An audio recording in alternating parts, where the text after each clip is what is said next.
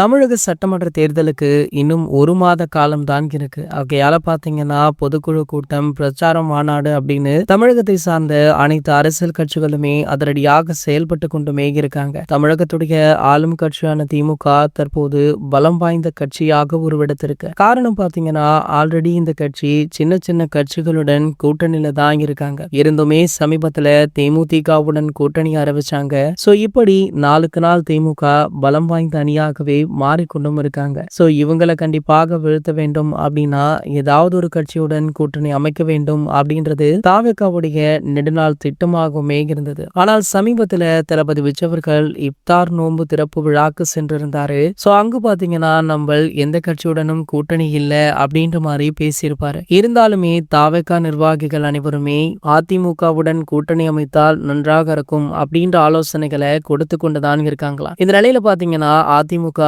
பிஜேபியுடன் கூட்டணியில இருக்காங்க. இந்த நிலையில தற்போது இந்த கூட்டணி முடிவுக்கு வரவுள்ளதாகவும் கூடிய விரைவிலேயே எடப்பாடி பழனிசாமி அவர்கள் தமிழக வெற்றி கழகத்துடன் கூட்டணி அறிவிப்பார் அப்படின்னுமே சொல்லப்படுது. மேலும் பாத்தீங்கன்னா இதுல முதல்வர் வேட்பாளராக தளபதி விஜய் அவர்களே இருப்பார் அப்படின்னு சொல்லப்படுவதால இந்த கூட்டணி அறிவிப்பு பாசிபிளாக அதிகப்படியான வாய்ப்புகளுமே இருக்கா. சரி, ஓகே, இவங்களுடைய கூட்டணி பத்தி உங்களுடைய கருத்து என்ன அப்படின்றத கீழே உள்ள கமெண்ட் செக்ஷன்ல கமெண்ட் பண்ணிட்டு நம்மளுடைய சேனலை மறக்காம சப்ஸ்கிரைப் பண்ணிக்கோங்க.